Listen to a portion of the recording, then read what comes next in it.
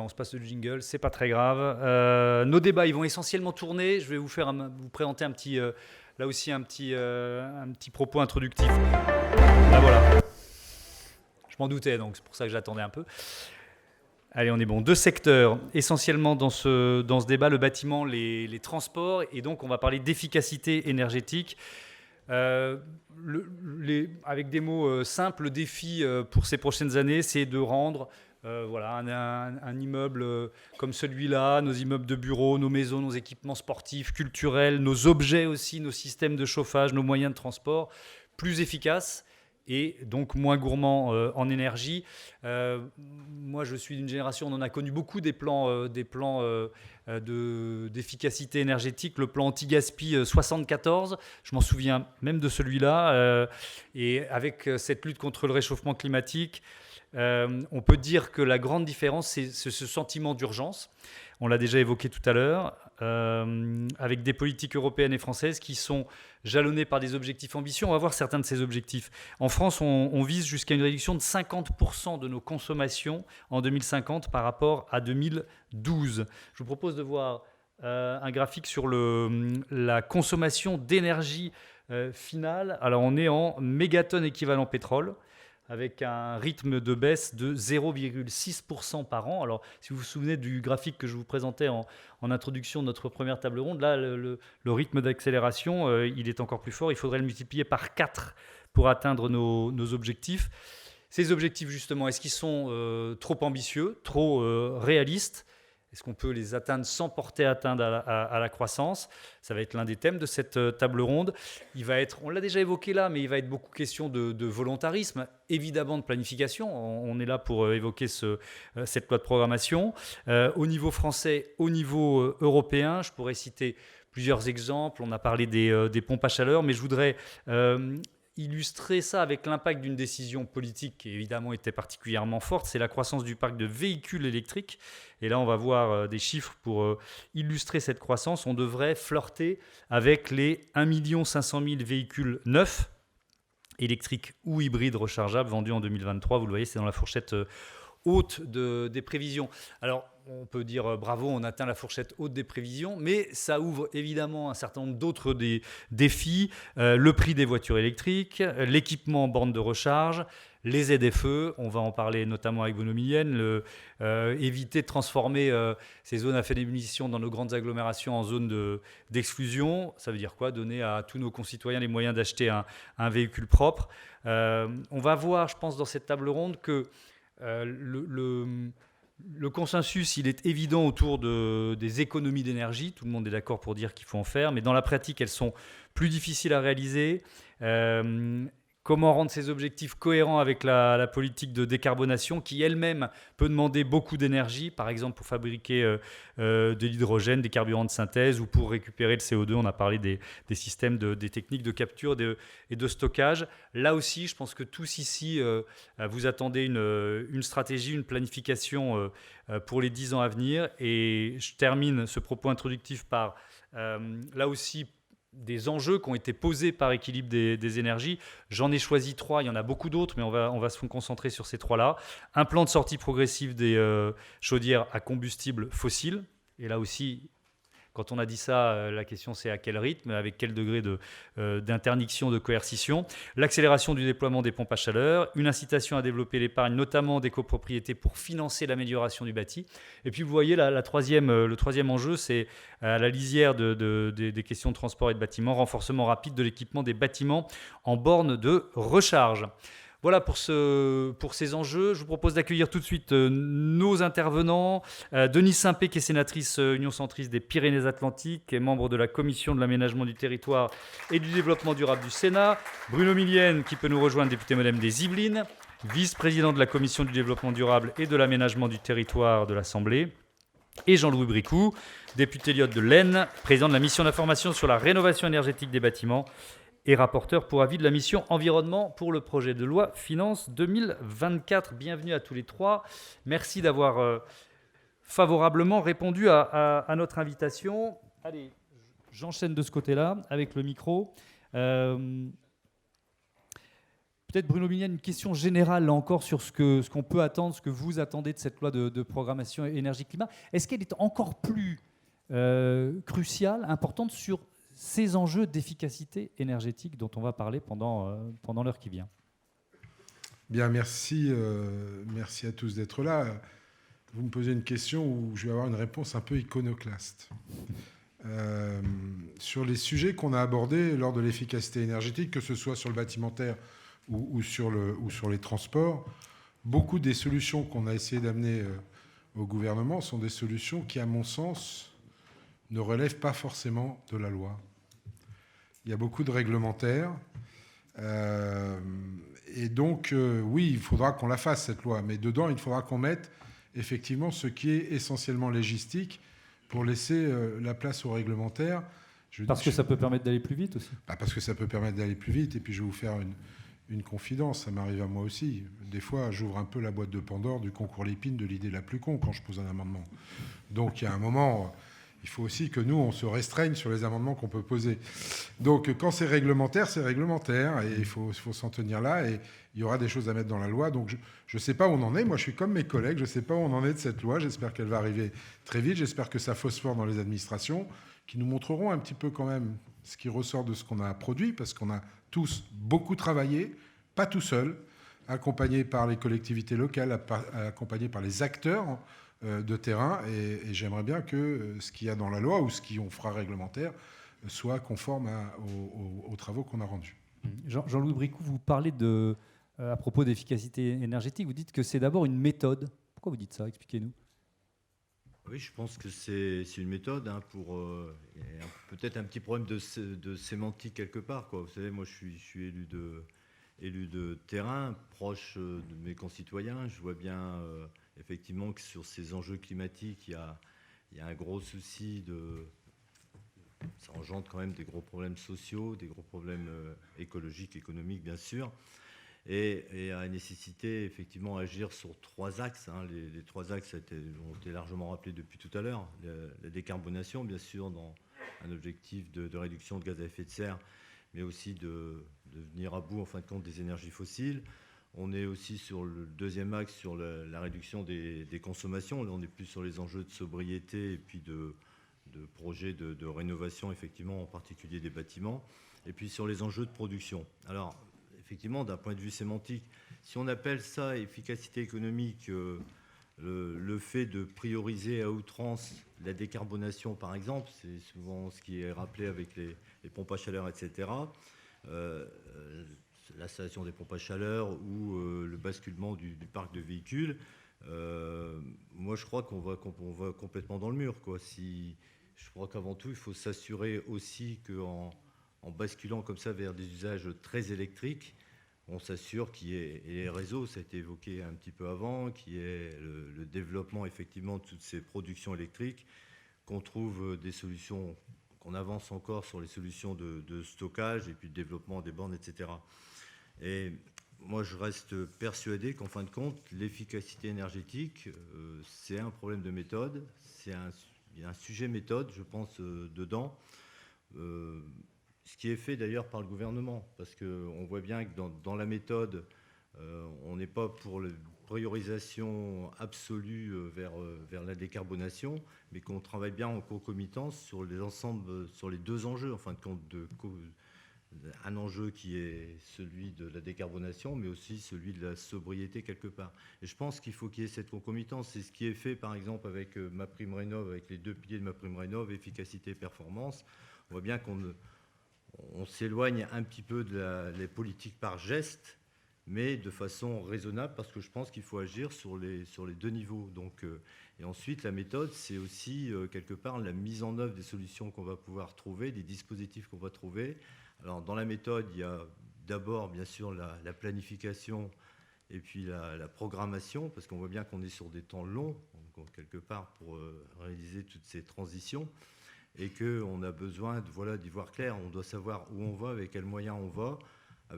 Pour les moyens, il faut certainement dérouler au niveau de la loi, à travers les véhicules législatifs, pour pouvoir bien se caler, mais qu'on ait, en fin de compte, cette approche qui soit vraiment en concomitance, en appuyant sur les deux niveaux, quoi. On y reviendra évidemment, notamment en prime rénov', puisqu'on va parler longuement des questions et du secteur du bâtiment. Et donc l'autre secteur clé, c'est les transports, je le rappelle, dans cette table ronde. Denis Simpé, peut-être votre point de vue général sur ces enjeux d'efficacité énergétique. Quand on s'est parlé en préparant cet après-midi, vous, les premiers mots qui sont venus, c'est les mots d'acceptabilité en fait, sociale. C'est ça que vous vouliez mettre en avant.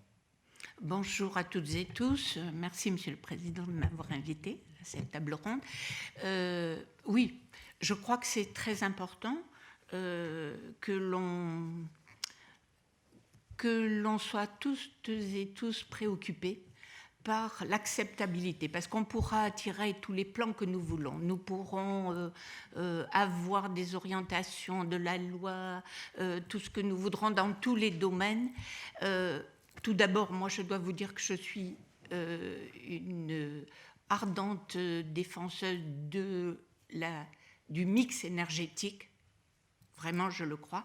Et je suis aussi très attachée à l'acceptabilité sociale. Et cela est très important. Donc, moi, je peux comprendre aussi qu'on n'ait pas encore tracé tous les cadres de la loi, justement parce que je pense que le gouvernement est en train de tester un peu tous les domaines qui nous permettront quand même d'avancer sur cette problématique. Donc, simplement, pour moi, l'efficacité énergétique, eh bien, c'est comment nous pouvons utiliser mieux nos énergies et de facto la diminuer son utilisation. Voilà. Donc, moi, je veux quand même dire les choses. Depuis 2005, on est quand même sur une utilisation à peu près stable de 470 TWh par an depuis 2005. Et ce, malgré l'augmentation de population de la France, malgré nos 10 millions de téléphones portables qui circulent, malgré les quelques voitures électriques qui sont en fonctionnement aujourd'hui. Donc, je pense qu'il nous faut effectivement travailler à ce que nous puissions sortir des énergies fossiles, mais moi je suis très confiante dans l'innovation aussi, et le travail qui a été conduit l'été dernier par les parlementaires et les membres du gouvernement sur cette question de l'innovation nous permet quand même d'être, j'ai envie de dire, de faire preuve d'optimisme, non pas d'optimisme béat, mais je crois que nous pouvons quand même être optimistes à la condition effectivement que les Françaises et les Français puissent accepter tout ce que nous pourrons leur proposer, tant au niveau réglementaire, comme l'a dit Bruno Millienne, qu'au niveau législatif. Oui, mais on a quand même vu qu'il fallait accélérer la trajectoire de décarbonation et de sortie des énergies fossiles. La stabilité ne sera pas suffisante. On est bien d'accord les uns et les autres. Allez, on commence par un focus sur les transports. Bruno Millienne, on va parler des ZFE, les zones à faible émission. On en annonçait 45 d'ici 2025, les agglomérations de plus de 150 000 habitants. On en est où ? Parce que en préparant la table ronde, j'ai cherché qui est engagé, qui s'est désengagé, qui dit finalement on freine. Alors, de 45, on est passé à 5. C'est une bonne nouvelle, ça, non ? On a vachement dépollué. Non, pour être plus sérieux, alors les ZFE, c'est mon sparadrap, hein, je vous le dis tout de suite, ça ne va pas me quitter jusqu'à la fin de mon mandat. Non, mais les ZFE, on avait une obligation de résultat, pas une obligation de moyens. Je crois que ça a été mal compris dans la loi. Il y a eu un effet, honnêtement j'en suis ravi parce que je ne m'y attendais pas forcément, il y a eu un effet crainte de la ZFE quand même quelque part. On a vu même dans les 5 agglomérations qui restent encore soumises pour l'instant à des réglementations, j'ai appris qu'il y en avait une 6e, mais il faut qu'ils se désengagent, je ne sais pas où est passé Antoine, mais il faut que je m'occupe du Grand Annecy. Il y a Paris, Lyon, Marseille évidemment, Strasbourg et Rouen. C'est les 5 aujourd'hui qui sont sur des taux de pollution supérieur aux normes préconisées par l'Europe, et dans peu de temps, dans quelques années, on passera aux normes de l'OMS. C'est 5 métropoles énormes, mais pour autant, les pollutions ont baissé dans ces 5 métropoles. Et pourquoi celles qui devaient rentrer ne sont pas rentrées finalement dans le processus de ZFE? Tout simplement parce qu'elles se sont retrouvées, aux dernières mesures, en dessous des normes de pollution préconisées par l'Europe. Et pour une raison simple, c'est que la peur de ne pas pouvoir circuler dans ces ZFE a eu un effet assez important sur les gens qui vivent à l'intérieur des métropoles. Pourquoi je dis à l'intérieur? Parce que la mobilité est plus facile. On trouve plus d'alternatives à l'intérieur des métropoles qu'à l'extérieur. Donc ils ont changé leur habitude de mobilité. Je ne dis pas forcément qu'ils ont acheté des véhicules électriques ou des véhicules moins polluants, mais leurs véhicules, ils ne les utilisent plus de la même façon. On ne prend plus systématiquement sa voiture dans une métropole, on utilise beaucoup les transports en commun, on utilise beaucoup les mobilités douces, et du coup, ça a mathématiquement fait baisser les pollutions. Et voilà comment on arrive, une espèce de trucs effrayants à 45, 50 agglomérations soumises aux ZFE, à 5 aujourd'hui simplement, celle que je vous ai citée. Alors attention, la partie n'est pas gagnée pour autant, il faut continuer. Moi, j'ai pris un pari, parce que j'ai pas mal circulé dans l'Hexagone justement pour parler des ZFE. J'ai pris un pari avec beaucoup de gens, j'espère que je ne vais pas le perdre, parce que ça va me coûter très très cher, finalement, à bien y réfléchir. Je pense qu'on n'ira jamais à l'interdiction du critère 2. Jamais. D'abord, ça va être compliqué à mettre en place, ça c'est la première chose, et je pense surtout qu'on n'en aura pas besoin. Voilà. On a encore quelques sujets à traiter, qui sont les sujets des véhicules utilitaires légers, parce que, et ça le gouvernement l'a enfin compris, parce qu'il y a 4 arrêtés qui sont tombés il y a à peine un mois, notamment sur les homologations dans le rétrofitage. Ceux qui sont sur les sujets me comprendront aisément. Et sur les véhicules utilitaires légers, c'était très important, parce qu'un véhicule utilitaire léger, ce n'est pas la voiture de monsieur tout le monde, ce n'est pas un véhicule particulier, c'est une base, c'est un véhicule utilitaire léger qui vous est livré nu, et après vous l'équipez en fonction du métier que vous exercez et de l'utilité justement que vous allez en avoir. Et certaines des modifications du véhicule livré nu peuvent monter jusqu'à 3 fois le prix du véhicule. Donc vous imaginez bien que les entrepreneurs, les artisans, tous ceux qui ont recours à ce type de véhicule-là, eux, leur préoccupation, ce n'est pas de changer de véhicule tous les 3 ans. Je vous le dis tout de suite, c'est d'aller avec leur véhicule le plus longtemps possible. Tant que le véhicule roule, il n'y a aucun problème, il roule. Tant que le bureau roulant tient la route, il tient la route. En revanche, donc du coup, l'énergie qu'ils mettent dedans, ce n'est pas forcément leur préoccupation première. En revanche, vous leur laissez la possibilité de rétrofiter leur véhicule. Il y a une enquête qui a été faite par...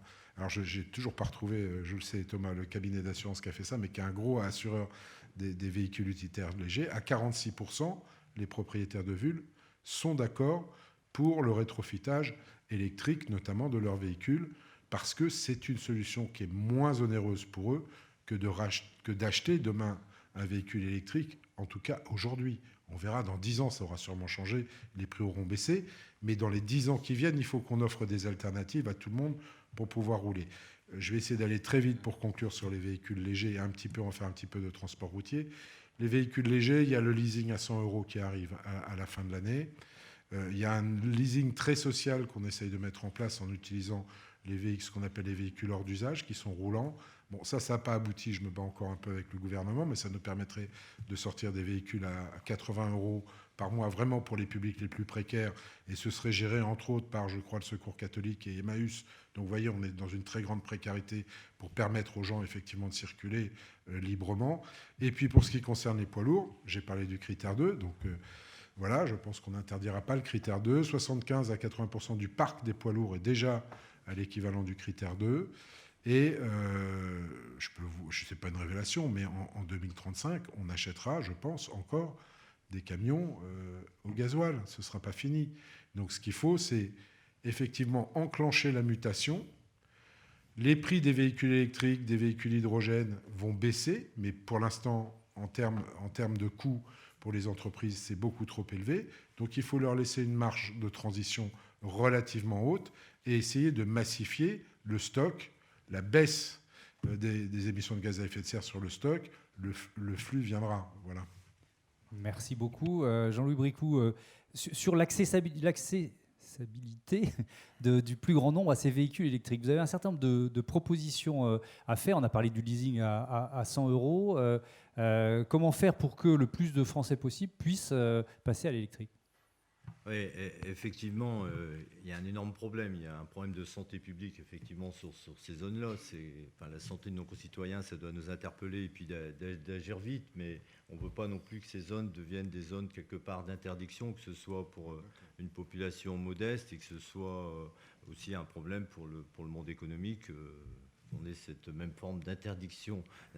Donc, je rejoins ce que disait ma collègue parlementaire, c'est que on doit travailler effectivement pour rendre le véhicule propre accessible à tous et accessible. Alors, jusqu'alors, on est plus dans une logique d'acquisition de son véhicule. Alors, c'est souvent aussi pour des questions je pense, c'est un marqueur social quelque part, le véhicule. Mais il y a aussi le principe de la location avec un dispositif, effectivement, le leasing social qui est prévu. Moi, je ne le trouve pas suffisamment fort. Je suis convaincu que si on veut aller vers une massification, il faut passer par la location et notamment la location à l'usage parce que c'est un principe de sobriété qui me paraît plutôt intéressant. On est aussi dans des logiques de réparabilité, c'est-à-dire qu'on conçoit les véhicules pour qu'ils soient loués. Dès qu'il est loué, automatiquement, il y a ce principe de réparabilité et ça, c'est important. C'est la même mutation qui s'est faite, je ne sais pas si vous vous en souvenez, dans les mairies où il y avait les photocopieurs qu'on retrouvait partout dans les couloirs, touchés par l'obsolescence programmée. Et à partir du moment où on est parti sur un principe de location à l'usage, on a des photocopieurs qui sont réparables aujourd'hui. Puis l'économie de la réparabilité, c'est l'économie de proximité. Donc c'est très important pour nos territoires. Et puis en concernant, donc aller vers vraiment cette logique de location à l'usage, et puis pour conforter ce que disait ma collègue, il y a besoin dans les transitions d'accompagnement social. Alors moi, je suis pour peut-être une mesure peut-être plus forte, plus ambitieuse, c'est-à-dire copier ce qui se fait dans le logement. Quand vous ne pouvez pas acheter votre appartement, vous le louez. Quand vous avez des difficultés pour louer, on vous donne l'APL, l'aide personnalisée à la location. Il va faire la même chose pour les véhicules. Quand vous n'êtes pas en possibilité d'acquérir votre véhicule, on vous propose la location et qui est une prestation sociale qui s'appellerait l'aide personnalisée à la mobilité, avec des critères qu'on peut juger comme on veut, des critères sociaux bien sûr, mais aussi peut-être des critères à l'usage et puis mettre l'enveloppe nécessaire. Enfin, on peut la moduler à façon et avoir cet accompagnement social. Et je pense que ensuite, si on veut encore aller plus loin, si on veut être plus ambitieux, moi je suis un progressiste, alors, vous savez, quelquefois il faut avoir un peu d'audace. Regardez ce qui s'est passé après-guerre avec la Volkswagen. On a fait un modèle unique. Je pense qu'on ferait peut-être preuve d'intelligence et de volontarisme en se disant on crée un consortium de marques françaises, notamment pour concurrencer ce qui nous arrive de Chine, pour proposer un véhicule qui soit offert à la location, mais qui soit le plus économique et le plus pratique possible. Et ça correspond à l'ensemble des familles, parce que il n'y a pas les mêmes. On parlait tout à l'heure des véhicules utilitaires, mais il y a des familles qui ont des petits véhicules qui sont utilitaires pour eux, d'abord pour aller travailler, quelquefois c'est dans les familles monoparentales, ou pour faire des courses, emmener le gamin à la danse ou au foot. L'investissement, l'acquisition, c'est pas forcément le bon plan pour eux. D'ailleurs, ils ont souvent leur deuxième véhicule, c'est souvent des véhicules d'occasion, des vieux diesel, etc., parce qu'il n'y a pas l'usage. Donc je pense qu'il faut vraiment s'appuyer sur l'usage et passer sur ce principe de location pour répondre en fin de compte à l'usage qui en est fait actuellement, quoi. Denis Saint-Vé, pour les collectivités, ça suppose aussi de développer des réseaux de transport en commun. Dans votre département, il y a un système de trambus, vous vouliez nous en parler, c'est quoi ? Oui, la ville de Pau a organisé un trambus à hydrogène. Donc, il y a effectivement des expérimentations qui sont menées sur les territoires et ça me permet de dire que effectivement, je suis de celles qui pensent également que laissons les expérimentations sur les territoires, qu'on ait les retours de ces expérimentations avant de faire des cadres législatifs ou réglementaires au niveau national. Donc oui, ces expérimentations fonctionnent bien et beaucoup de collectivités locales, c'est pas que dans mon département, les Pyrénées-Atlantiques, mais beaucoup développent ce concept. Bruno Millienne. Oui, pour revenir sur ce que disaient mes deux collègues et pour rebondir sur ce que dit Denise Simpé par rapport aux collectivités, sur la mobilité, les collectivités ont un rôle à jouer absolument énorme. J'ai vu un reportage il n'y a pas longtemps qui m'a absolument réjoui, et pourtant c'était une petite commune, je crois que la commune ne faisait pas plus de 1500 ou 1600 habitants, qui a acheté 2 voitures électriques et qui les loue à ses habitants, à ses administrés, à l'usage. Parce qu'ils n'ont pas tout le temps besoin de sortir, etc. Et ça marche très bien. Alors le planning, des fois, peut être compliqué à mettre en place, mais ça marche très bien et ça évite, justement, parce que dans la ruralité, dans notre ruralité, on a au minimum 2 voitures. Ce n'est pas comme les métropoles. Les métropoles, vous avez une voiture, en général, c'est pour partir en week-end et vous pouvez mettre toute votre famille dedans. Dans la ruralité, vous avez minimum 2 voitures. Et ce qu'a dit mon collègue Bricou est tout à fait exact, c'est que, quand Jean-Louis le précise, il dit la deuxième voiture, en général, parce qu'on a encore cette idée de possession dans la ruralité, parce que c'est un marqueur social, tu as eu raison de le dire, ben, cette voiture, en général, c'est quand même une poubelle. Hein. Et je vais vous donner un exemple. J'ai voulu faire changer mon voisin du dessus de sa deuxième voiture qui pollue littéralement mon petit village de 600 habitants à chaque fois qu'il la prend. Donc je lui ai fait la démonstration. À l'époque, c'était avec une Zoé. Donc je lui ai fait, prends une Zoé en location, ta voiture, elle coûte cher en entretien et tout, tous les ans. On passe l'après-midi à faire les calculs. Il fait une économie, il n'a pas une grosse retraite. Hein. Il fait une économie par mois entre 20 et 30 euros. Là, il était quand même ébranlé. Hein. J'ai cru qu'il allait directement aller chez Renault pour prendre une Zoé en location. Eh bien, il m'a tué en me disant quoi, vous savez quoi ? Il dit, ouais, c'est bien beau ta Zoé, je fais des économies, mais je mets comment le sanglier quand je vais à la chasse dans le coffre de la Zoé ? Voilà, c'est idiot ce que je vous dis, mais toutes ces petites choses qui font que dans la ruralité, on n'a pas cette vision parisianiste, finalement, de solutions qui sont très simples, évidentes pour tout le monde, en se disant, tiens, on va mettre de l'autopartage en fonction, tiens, on va faire de la location d'usage. Mais ça ne se passe pas forcément comme ça dans la tête des gens, et on a un devoir d'acculturation sur les véhicules propres de demain qui est énorme sur nos territoires. Denis Simpé, sur cette question, deux visions qui peut-être pas qui s'opposent, mais sur qui, les ZFE, moi je dis très simplement, il y a eu vraiment, j'ai été très très interpellée par ce qu'a dit le gouvernement et quand on a appris que les ZFE allaient s'imposer, etc. C'est le parfait exemple de non-acceptabilité parce qu'il n'y a pas eu d'explication. On a dit aux gens, si vous habitez dans les centres-villes, vous ne pourrez pas circuler. Donc tout le monde s'est interrogé, mais comment on va faire ? J'ai une vieille voiture, je n'ai pas les moyens de m'en acheter une neuve, qui soit non polluante, etc. Voilà, donc c'est le parfait exemple. Donc moi je pense que tout ce qui est initié va dans le bon sens. On a déjà vu le nombre d'agglomérations qui a diminué, puisque maintenant il faut cumuler le critère aussi de pollution, et je suis bien sûr pour toutes les mesures qui vont dans le sens de soutien aux plus précaires, avec diverses solutions qui sont proposées, y compris l'allocation, l'autopartage, etc. Il faut qu'on aille plus loin, mais faisons attention quand on fait des annonces, que d'abord on étudie l'acceptabilité sociale et que l'on présente plus convenablement les choses pour éviter que tout le monde ne soit stressé et angoissé. Voilà. Mais avec, c'est quand même intéressant ce que disait Bruno Millienne, une sorte d'effet dissuasif qui a fonctionné, on peut dire ça comme ça. Jean-Louis Bricou, vous vouliez intervenir. Juste confirmer, quoi, parce que pour que vous vous rendiez bien compte de ce que c'est la ruralité, qu'on a vraiment absolument besoin d'un véhicule, on n'a pas le choix, quoi. Et on sait très bien que les transports publics, c'est compliqué à mettre en place, et ça coûte plus cher dans la ruralité, ben c'est comme tout service, hein. Si vous n'avez pas la clientèle, enfin le nombre de clients suffisant, c'est toujours plus compliqué à mettre en place. Je vais vous prendre simplement l'exemple des aides à domicile, des auxiliaires de vie. C'est des salaires à 1 000, 1 200 euros. C'est des temps partiels imposés.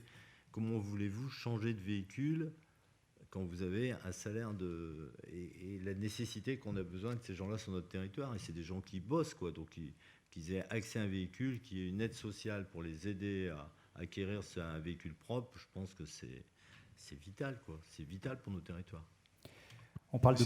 Allez-y. Dernier point sur les ZFE, après j'arrête parce que si vous, franchement, je peux en parler pendant 2 jours. Mais non, mais sur les ZFE, la mission flash qu'on a conduite avec Gérard Le Seul, mon collègue socialiste, ça a été une mission d'abord fantastique pour nous parce qu'on a bossé sur le sujet vraiment de manière très très objective, en laissant tous nos oripeaux idéologiques de côté.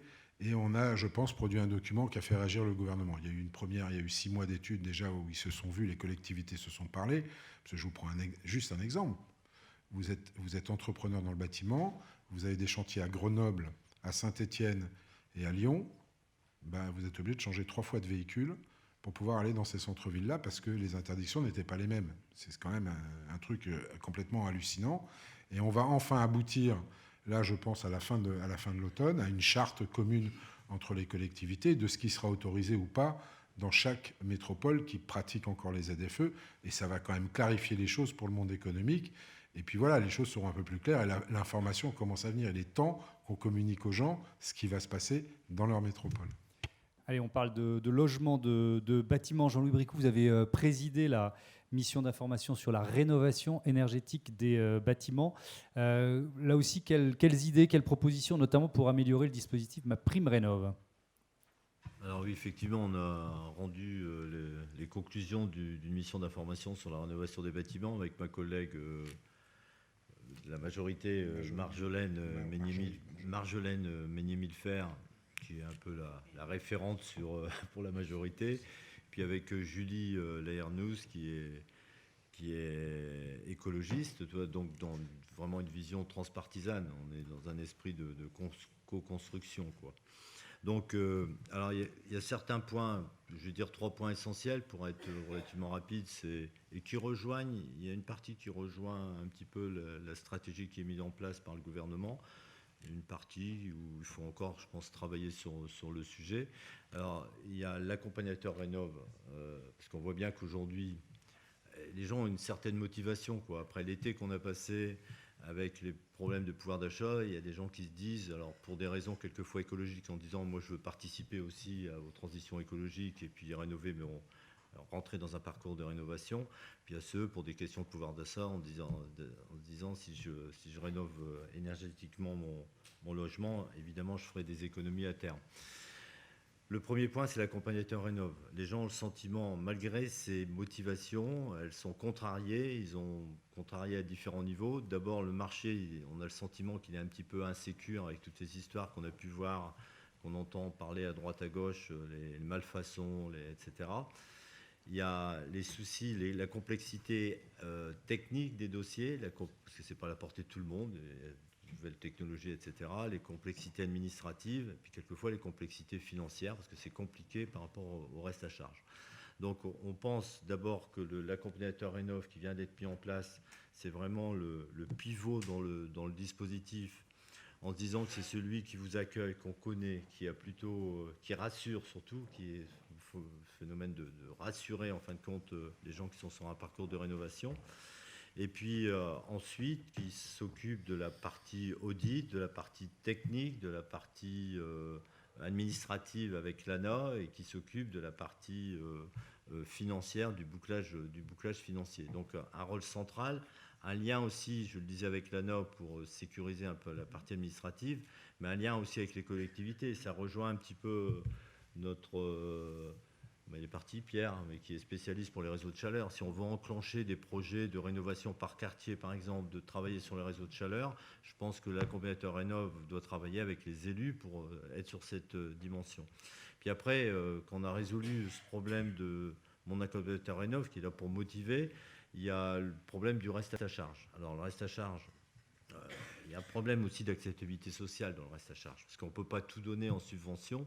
Si on donne tout, il y a un problème d'acceptabilité sociale où les gens se disent mais lui on lui donne tout et moi j'ai bossé pour faire mon logement. Sur les territoires, c'est le ressenti qu'on peut avoir. On ne peut pas tout donner, on déresponsabilise les gens en fin de compte.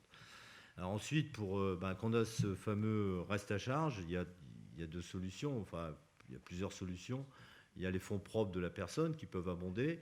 Il y a le prêt, si possible bonifié, le prêt à taux zéro qui peut abonder, mais à condition d'avoir les revenus pour rembourser en fin de compte la mensualité. Et puis la troisième solution qui est déjà mise en place, qui s'appelle le prêt avance rénovation, c'est-à-dire une avance quand vous ne pouvez pas rembourser une mensualité. On vous avance l'argent et vous le rendez au moment de la mutation du bien, c'est-à-dire la vente ou la succession. Sauf que les dispositifs sont mal connus, mal vendus, mal promus. Et il faudrait, je pense, le retoiletter, parce que je pense que c'est la seule solution. Quand vous avez des gens qui n'ont pas un radis, qui n'ont pas beaucoup de revenus, il n'y a pas d'autre solution si on veut basculer vers des rénovations qui soient plutôt globales. Vous proposez même d'aller plus loin, vous parlez d'une banque de la rénovation. Ouais, justement, pour pouvoir promouvoir en fin de compte ces outils, je pense qu'il y a un outil public qui manque, c'est une banque spécialisée, une banque de la rénovation. Alors, il faut y travailler, et c'est ce qu'on va faire avec d'ailleurs Marjolaine et avec d'autres députés. Alors elle peut avoir un statut public-privé, un statut privé, mais qu'on ait une banque spécialisée pour promouvoir ces outils, parce que si vous ne levez pas les freins au reste à charge, il n'y a rien qui se passe, quoi. Vous avez beau l'accompagnateur Rénov' a beau inciter à aller plutôt vers des rénovations globales et performantes, et c'est ce qui est fait avec ma prime Rénov', hein. C'est le gros changement de notre prime Rénov'. Il y a 2 piliers, un pilier par geste et puis un pilier où on va vers une rénovation globale et performante. Et là, on est dans l'efficacité énergétique, effectivement. On est dans la performance, mais aussi dans l'efficacité. On a besoin, je pense, il manque cet outil, et on va s'employer à y travailler, parce que le but d'une mission, c'est que ça se transforme en proposition de loi, et puis que, voilà, dans le sens pour essayer d'avancer, quoi. Parce qu'il n'y a qu'une chose à regarder, hein, c'est les gens qui sont dans les logements. Quelquefois très énergivores et dans des conditions sociales difficiles. Évidemment, avec des propriétaires pauvres et avec cette crainte du DPE, du diagnostic de performance énergétique. Denis Saint-Pé, c'est quoi le bon échelon ? C'est l'échelon de la municipalité, de l'intercommunalité, du département pour gérer ces questions ? Je dirais que ça doit être l'affaire de tout le monde aujourd'hui. Ça doit être l'affaire de tout le monde, parce que la connaissance des territoires, ce sont les élus locaux qui l'ont, et j'en veux pour preuve la consultation qui vient d'être faite par les préfets sur instruction du ministre auprès de toutes les communes, de tous les départements de France, pour recenser les points possibles d'énergie renouvelable. Qu'est-ce que chacun possède sur son territoire. Donc, pour ce recensement, effectivement, je crois que les élus locaux, maires et conseils municipaux sont à la bonne échelle. Ils connaissent bien leur territoire. Ensuite, bien sûr, on a besoin de l'aide financière des départements, hein. On parlait tout à l'heure des possibilités contributives des communes. Donc, on a besoin des départements. La région qui a une vision globale sur le développement organisé de son territoire, et puis l'État qui doit être aussi le chef d'orchestre entre tout cela. Et une fois qu'on a recensé les potentiels d'énergie renouvelable, eh bien, je crois qu'il faut permettre à chacun de pouvoir, en fonction de son tempo, pouvoir avancer. Sur simplement l'aide sur les logements, moi je dirais, je déplore, mais vraiment je déplore, et je le dis très officiellement, je déplore le fait qu'on abandonne complètement le chauffage au gaz. C'est dramatique. Il y a 11 millions de Français aujourd'hui qui se chauffent au gaz et qui n'ont pas le choix. Je dis bien qu'ils n'ont pas le choix. Voilà. On aurait dû, je pense, et moi je suis pour qu'on puisse prendre cette direction, qu'on puisse permettre le chauffage au gaz, mais à la condition effectivement que l'on verdisse ce gaz, c'est-à-dire qu'on ait des exigences par rapport aux fournisseurs sur le verdissement du gaz, à la condition qu'on ait des exigences aussi les les performances des chaudières, etc., c'est-à-dire le matériel mis à la disposition pour permettre à ces 11 millions de Français de pouvoir se chauffer au gaz. Je crois que c'est une bonne politique, ma prime rénov'. Je crois que la modification des plafonds qui est opérée là sur le PLF que l'on est en train de travailler est une bonne chose. C'est bien de pouvoir faire en sorte qu'on initie des rénovations globales, mais tout le monde ne peut pas faire la rénovation globale, tout le monde n'a pas les moyens financiers du reste à charge, hein, ça a été dit par mes collègues. Donc je pense qu'il faut qu'on poursuive cette politique en faisant des bilans une fois par an, qu'on fasse un bilan de ce qu'on a pu faire en termes de rénovation des logements et en termes d'isolation thermique des logements. Merci. Bruno Millienne, vous vouliez revenir rapidement, Jean-Yves Bricout ? Juste ajouter, moi je pense que l'organisation, le bon périmètre, c'est plutôt l'intercommunalité. D'ailleurs, et l'accompagnateur Rénov' pour faire cette dynamique, je le disais tout à l'heure, et on veut justement qu'ils soient installés dans ces maisons France Service qui sont souvent les lieux publics qu'on retrouve maintenant quasiment dans chaque interco. Bruno Millienne, Oui. sur les DPE, le risque c'est quoi ? C'est une sortie plus ou moins massive d'un certain nombre de logements du marché locatif ? Oui, mais il ne faut pas qu'on arrive... Alors, du marché de la location, si jamais on sort les marchands de sommeil du marché de la location, je vais vous dire un truc, moi ça ne va pas me poser de problème, ouais. Il n'y a pas de souci là-dessus. Pour revenir juste un petit peu sur ce que disaient mes deux collègues, il y a des choses, effectivement, ma prime rénov', il ne faut pas jeter le bébé avec l'eau du bain. Il y a effectivement des choses à faire de manière peut-être plus rationnelle parce qu'il y a beaucoup d'acteurs. Il faut peut-être que ça travaille moins en silo. Enfin, moi, j'ai jamais vu autant de mandataires, j'ai jamais vu autant de contrôleurs de travaux finis avec des gens qui disent pas forcément la même chose. Nous, sur notre groupe de travail, on arrive à peu près aux mêmes conclusions dans la partie administrative. Mais sur la partie technique, moi, j'ai un vrai problème. C'est qu'aujourd'hui, le DPE, je suis désolé, c'est pas sérieux, quoi. Ce n'est pas sérieux. Vous pouvez prendre pour votre logement, vous prenez trois boîtes différentes qui font des DPE, vous avez de fortes chances d'avoir un classement différent. J'ai même vu des DPE qui ont attribué des critères A à une certaine époque sur un logement dont je savais que c'était une passoire thermique, parce que c'était basé sur nos consommations d'électricité et de gaz. Donc moi, ce qu'on a rendu comme travaux, on a demandé à la ministre de travailler sur une véritable carte grise du bâtiment. Il faut que ce bâtiment, qu'on s'apprête à rénover, que ce soit une rénovation par geste, parce qu'il n'a pas besoin de faire une rénovation complète ou une rénovation complète, il faut qu'à la base, le diagnostic que vous posez soit le bon. Enfin, et le même pour tout le monde, les mêmes critères pour tout le monde. Un médecin qui se trompe de diagnostic ne soignera pas le malade. Donc là, que ce soit les murs, que ce soit les ouvrants, que ce soit la toiture, que ce soit tout le corps du bâtiment, il faut une vraie carte grise.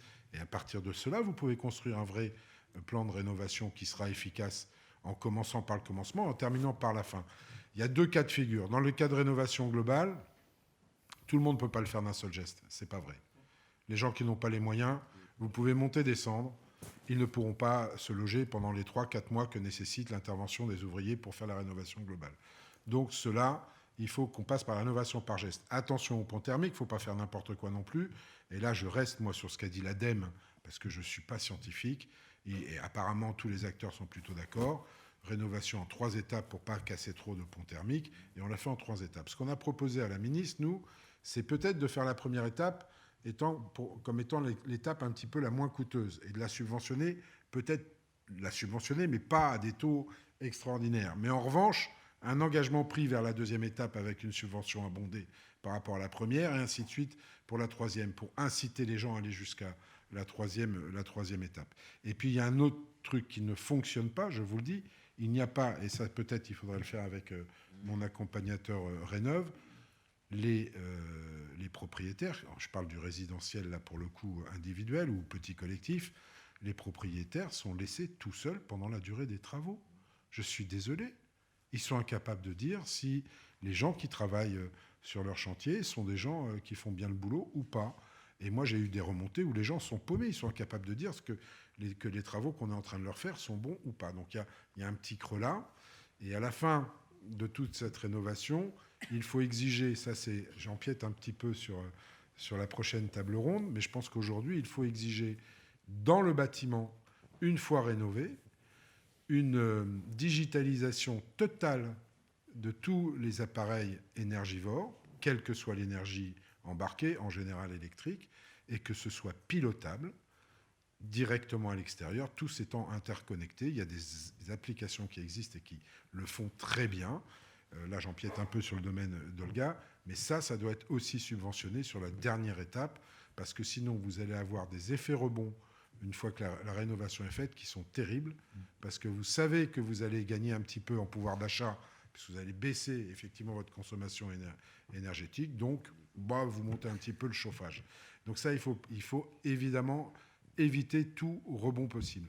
Donc voilà, il y a quand même des problèmes techniques aujourd'hui sur lesquels il faut absolument que le gouvernement agisse. Alors ça, c'est ce que j'appelais le réglementaire tout à l'heure. Mais voilà, il y a le contrôle. Le contrôle final est une nouvelle carte grise du bâtiment. Oui. Avec un souci, c'est que les accompagnateurs rénovent, on en manque, hein, donc il va falloir trouver le moyen d'y recruter. Non, mais on peut aussi avoir des mandataires. Attendez, on peut avoir des mandataires, il n'y a aucun problème, mais pas n'importe lesquels. Ouais. Il y en a qui font très bien leur boulot. Ça, c'est la responsabilité de l'État et des agences de l'ANA de sélectionner ces mandataires. Il y en a qui sont dedans depuis très longtemps. Et puis ça, je vous parlais du résidentiel individuel. Après, il y a les plus gros résidentiels tertiaires ou industriels.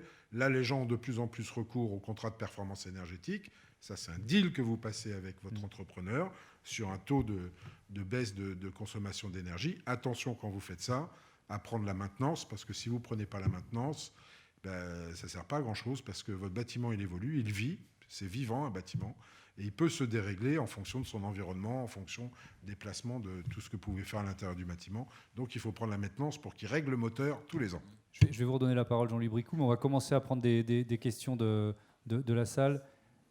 Brice Lalonde, pour commencer. Merci beaucoup. Je pense que la question que je voudrais poser, c'est que l'efficacité énergétique doit aussi conduire à la baisse des émissions de CO2.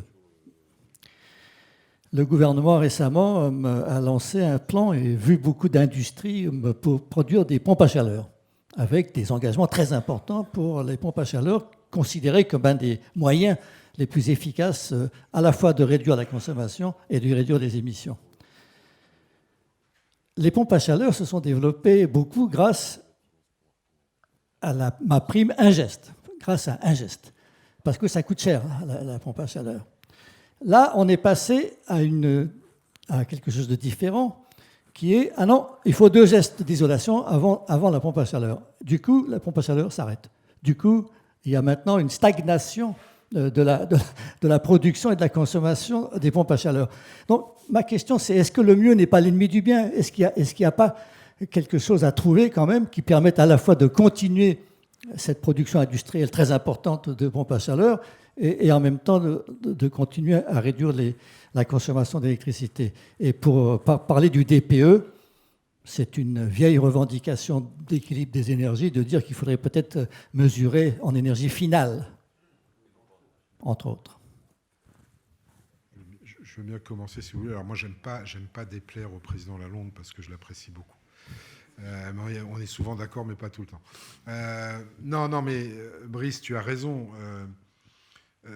Le problème, c'est qu'on a le choix entre quoi ? Entre faire des monogestes, et effectivement, ça c'est ta théorie, le massifier complètement et finalement faire baisser les gaz à effet de serre et puis aussi avoir une petite efficacité énergétique. C'est un choix. Il y a une autre solution qui est de dire on essaye d'en finir le plus rapidement possible avec les passoires thermiques. Et là, on resserre un petit peu les boulons, on fait des subventions sur les choses qui sont le plus énergivores, on fait des subventions plus grosses, on essaye d'accélérer, mais en rationalisant aussi tout ce qui est la partie technique que je viens d'expliquer, ou même la partie administrative, comme Jean-Louis l'a expliqué tout à l'heure, qui pour l'instant est un peu floue. Ça, c'est un choix auquel le gouvernement est confronté. Je ne suis pas persuadé qu'on puisse faire les deux en même temps, en tout cas en termes de subventions publiques. Après, sur les subventions, je voulais quand même rajouter une petite chose. Tous les mécanismes dont Jean-Louis a parlé sont connus, et sont connus en théorie des banques, puisque c'est ce qu'on leur a demandé. Mais allez voir votre banquier et demandez-lui ce qu'il peut faire pour vous sur la rénovation thermique de votre bâtiment. Il ne vous proposera jamais les solutions préconisées par l'État. Il vous proposera, et c'est quelque part normal, il vous proposera ses produits à lui en les vantant, en disant qu'ils sont mieux. Donc, il y a aussi une acculturation des banques et les pousser aussi un petit peu à y aller. Mais voilà, je n'ai pas d'autre réponse à te donner que ça, c'est le gouvernement qui doit décider. Moi, je suis plutôt partisan, tu le sais, d'éradiquer les passoires thermiques, vite, en faisant un gros effort d'investissement dessus. L'autre solution, je l'entends parfaitement, parce qu'elle peut aussi permettre une décarbonation peut-être plus massive. Jean-Louis Bricout. Ouais, pour revenir sur le DPE, vous disiez que ça fait un moment qu'on en parlait, sauf qu'il y a une chose qui a changé, qui est quand même assez fondamentale, c'est que le DPE, il devient opposable juridiquement. C'est quand même un changement. Donc, ça veut dire que par rapport à la fiabilité du DPE, ça enclenche des interdictions de location, etc., ou des subventions, etc. Donc, raison d'autant plus, prégnante de dire il faut absolument qu'il soit conforme et qu'il soit juste. Ça me paraît important. Et puis, ben voilà, c'est tout. J'allais dire autre chose, mais je ne sais plus. Ça vous reviendra. En attendant, Denise Saint-Pé, vous vouliez intervenir. Oui, très rapidement, Président, moi je répondrai à votre question. Effectivement, la logique veut que d'abord on isole le bâtiment et après on met la pompe à chaleur. Bien. Ça a été très bien développé par mon voisin. Ceci dit, moi je considère que la pompe à chaleur ne peut pas être installée partout en France. Et il y a des milliers, je dis bien, de logements qui ne peuvent pas recevoir une pompe à chaleur. Très simplement pourquoi ? Parce que les conséquences sur le réseau électrique, alors certes, il y a actuellement du travail qui est fait sur ce réseau électrique avec l'innovation, etc. Mais il y a des portions, des parties entières de territoire de France qui ne peuvent pas être couvertes par une pompe à chaleur. Parce que, on le sait très bien, ça tire sur le réseau, ça met les réseaux en contrainte, et quand vous êtes dans un quartier en bout de réseau, etc., eh ben, vous n'avez plus d'électricité du tout sur aucun de vos appareils ménagers. Donc, je dis bien que la pompe à chaleur n'est pas la solution partout. Donc, je le dis à mes collègues députés, prévoyez aussi qu'en France, on peut avoir différents systèmes de chauffage et que le gouvernement ne concentre pas toutes ses politiques sur la pompe à chaleur. Alors, de ce côté-là de la salle, vous pouvez vous lever, vous présenter. Bonjour à toutes et à tous, Éric Baudry, je représente le groupe Intuis avec notre directeur général. Nous sommes une entreprise française implantée en France avec 6 sites de production et nous fabriquons, développons et innovons, parce qu'on parle beaucoup d'innovation depuis tout à l'heure, des solutions de confort thermique que sont des appareils de chauffage électrique, des pompes à chaleur françaises fabriquées en France et certifiées et des solutions de production de choc. Je ne suis pas ingénieur, je me soigne, je ne suis pas parlementaire, vous le sauriez. Concernant ma prime rénov', effectivement, il y a quelques interrogations. Nous attendons aussi la publication de la loi de finances pour savoir de quel côté la tartine économique va tomber, parce qu'effectivement, comme vous le disiez tout à l'heure, se pose la question du reste à charge et des conditions de financement quand on veut passer d'une énergie fossile à une énergie dite énergie renouvelable qui permet d'une part de réduire de manière significative la part des émissions, la part des consommations, mais également la part des émissions de carbone. La simplification administrative, nous ne sommes pas convaincus en tant qu'acteurs sur le marché du confort thermique que mon accompagnateur Rénov' soit le plus simple ou la meilleure formule de simplification, mais nous verrons à l'usage. Enfin, en ce qui concerne la volonté du gouvernement de transiger et de supprimer, je ne pense qu'on ne parviendra pas à supprimer effectivement toutes les énergies fossiles sur une échelle de temps aussi courte qu'à l'horizon 2030. Encore à l'horizon 2050 probablement, à l'horizon 2030 probablement pas. Mais il existe aujourd'hui aussi et surtout des solutions d'énergie renouvelable qui permettent d'adresser massivement ou d'atteindre plutôt ces enjeux de réduction de consommation avec la massification de la pompe à chaleur, que ce soit en maison individuelle, donc pour le marché du résidentiel, mais aussi et surtout, et c'est surtout le point de mon intervention, il existe aujourd'hui des solutions françaises encore qui permettent de répondre à un marché d'enjeux, qui est le marché des logements collectifs, qui permettent pour le coup de marquer et d'accompagner de manière extrêmement rapide intelligente à des conditions économiques qui sont plutôt très performantes, le remplacement des énergies fossiles, et d'atteindre à un moment donné, sur une échelle de temps, j'y viens, sur une échelle de temps relativement courte, les objectifs de la réduction de la conso et de la réduction des émissions de carbone. Je n'ai pas de questions, mais je voudrais juste vous soumettre un point. J'apprends en vous écoutant. Vous avez parlé, madame, de maintien des solutions gaz dans le logement. C'est une chose, on la partage ou on la partage pas, on a le droit d'en parler sans être d'accord. En parallèle de ça, il existe en France, je ne sais pas si beaucoup de personnes parmi vous le savent, un tiers des logements français sont chauffés avec des équipements de chauffage électrique. À la louche carrée, ça représente 11 millions de logements, 70 millions d'appareils. 60% de ces appareils sont voués au remplacement, puisque la moyenne d'âge du parc de logements chauffage électrique en France est de 24 ans. En 24 ans, on a tous changé de coupe de cheveux, de style vestimentaire, la décoration de la maison. Oui, moi non plus. Néanmoins, on a toujours maintenu ces équipements de chauffage électrique parce que ça fonctionne tout simplement. Une nouvelle génération permet d'appareils de chauffage, embarque, vous parliez tout à l'heure de la connectivité, du pilotage. Ces solutions existent. Elles existent, elles sont fonctionnelles, elles fonctionnent, on les a mis sur le marché en 2018, donc on les maîtrise plutôt bien. Il y a un effort, mais aujourd'hui, nous sommes aussi confrontés à un rejet des solutions de chauffage électrique, parce on continue de parler de grille-pain, même si ça n'a jamais grillé une tartine, en tous les cas pas chez nous, enfin je ne l'ai pas vu. Dans ma question, j'y viens et j'aurai terminé. Dans quelle mesure, mais je sais que j'ai quelques alliés dans la salle sur le sujet, dans quelle mesure pourriez-vous nous accompagner pour que le chauffage électrique, qui encore une fois concerne un tiers des logements en France, puisse être pris en compte, peut-être pas dans le dispositif de MaPrimeRénov', mais fasse au moins écho avec une prise de parole envisagée par les pouvoirs publics. Merci.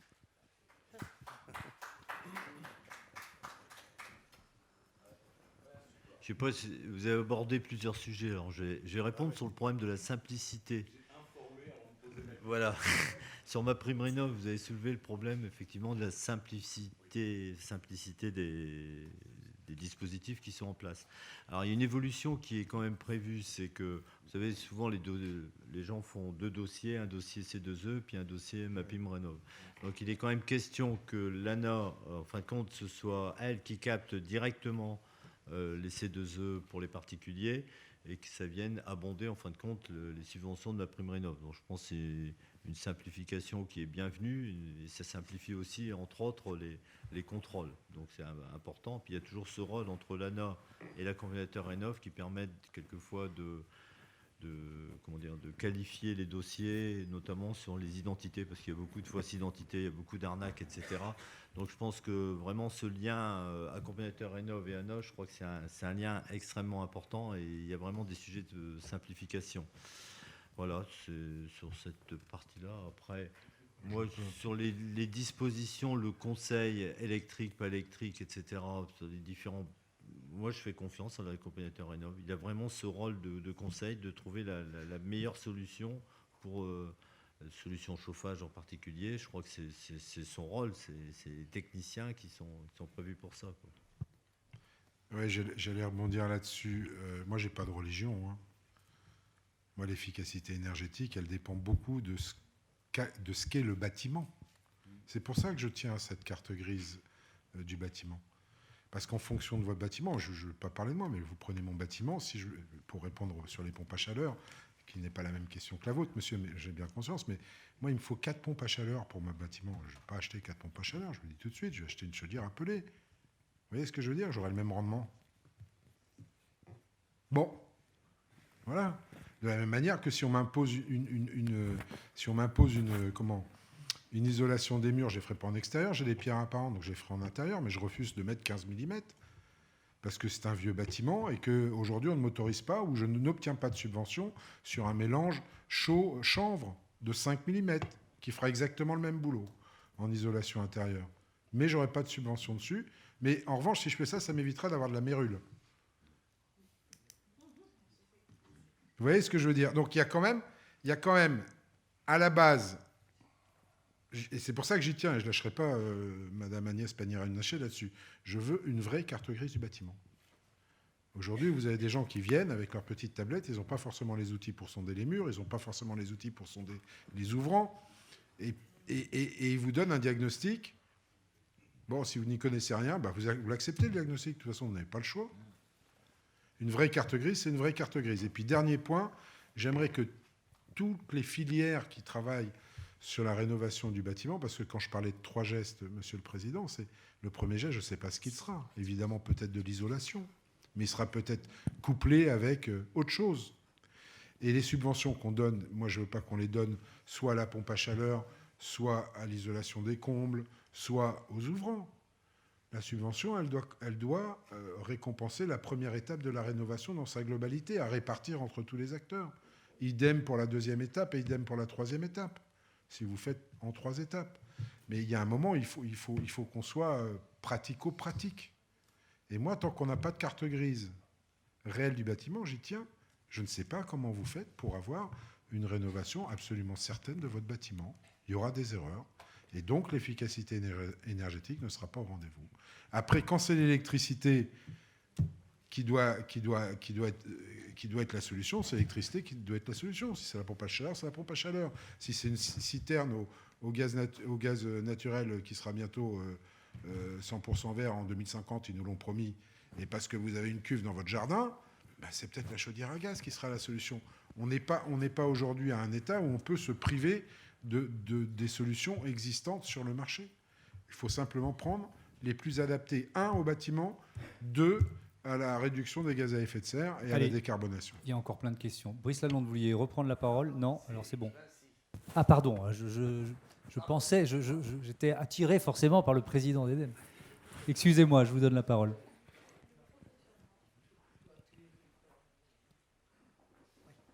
C'est ça, hein, de prendre le micro du président. Bonjour, donc je suis effectivement Isabelle Spiegel, la directrice de l'environnement du groupe Vinci. Je voulais revenir sur les questions de mobilité, puisque Vinci, on est aussi bien dans les métiers de l'énergie, du bâtiment, de l'infrastructure et de la mobilité. D'abord, merci d'avoir abordé la mobilité sous l'angle aussi de la ruralité, puisque 90% des kilomètres parcourus en France le sont sur la route. On porte un certain nombre de messages sur la nécessaire décarbonation de la route, et ça passe bien sûr par plus de covoiturage, de l'acceptabilité des modes électriques. Ma question, c'est simplement sur la vitesse d'accélération. Sur le réseau de Vinci Autoroute, par exemple, on a équipé aujourd'hui 100% de nos aires de service d'au moins 6 bornes de recharge électrique. Simplement, le calcul qu'on fait, c'est qu'il va falloir multiplier par 7. Et donc, dans ce domaine-là, ça veut dire qu'il y a encore des besoins d'investissement qui sont assez massifs pour accompagner cette décarbonation. Plus spécifiquement, est-ce que vous avez pensé à des dispositifs cadres dégressifs, c'est-à-dire finalement nous permettant d'accélérer, qui soient plus aidés au début, un peu moins dans quelques années, qui nous permettraient de répondre à ce besoin sur lequel les solutions techniques existent, comme c'est le cas sur de nombreux sujets en environnement? Denise Saint-Pé, à vous la parole. Oui, merci Madame. Je vais vous donner ma position sur l'implantation des bornes électriques. Donc félicitations à Vinci qui implante ces bornes électriques sur ces axes. Moi, je pense qu'effectivement, je vous rejoins totalement, Madame. Il faut qu'on ait une politique démultipliée, je dirais, d'installation des bornes électriques si on veut arriver au but recherché. Donc, moi, je pense que effectivement, sur les, alors, les collectivités locales font déjà, mais elles doivent encore augmenter leurs efforts. Elles implantent déjà des bornes sur l'espace public. Donc moi, je suis pour que l'État accompagne aussi les collectivités locales pour que ces mêmes collectivités locales puissent démultiplier sur l'espace public l'implantation des bornes. Sur l'espace privé, que vous habitiez habitat individuel ou collectif, il faut absolument que, et je pense aux copropriétés, mais il y a du travail qui a été fait, du travail législatif, etc., que l'on a fait, Assemblée nationale et Sénat, depuis plusieurs mois, pour que les copropriétés puissent développer aussi l'implantation des bornes de recharge. Donc là, il faut également continuer cette politique.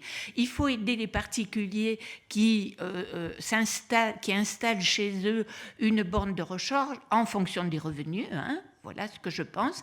Et il faut, alors pardon, je vais peut-être heurter un peu les chefs d'entreprise ici présents, mais il faudrait aussi, c'est ce que je pense, que toutes les entreprises, que chaque chef d'entreprise puisse proposer sur le parking de ses salariés des bornes de recharge. Et si l'on veut arriver justement à développer cette politique d'implantation des bornes de recharge, eh bien, on est tous réunis et on avance tous ensemble.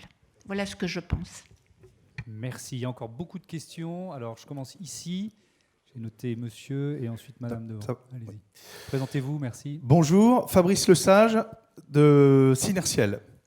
Donc, pour rénover efficacement, il faut choisir les bons gestes de rénovation avec des entreprises de qualité et qui soient bien formées.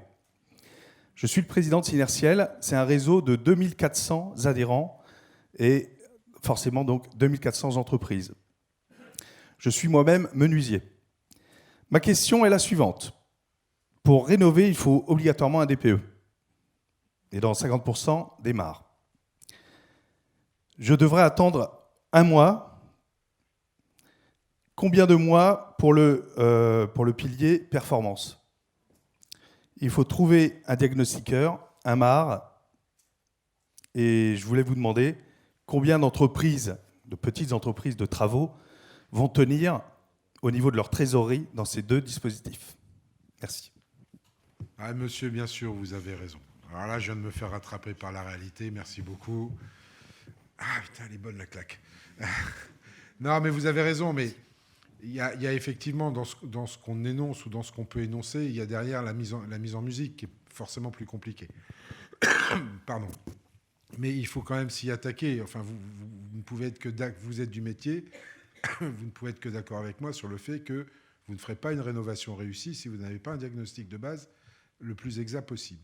Donc effectivement, quand on dit ça, c'est facile de le dire sur le papier.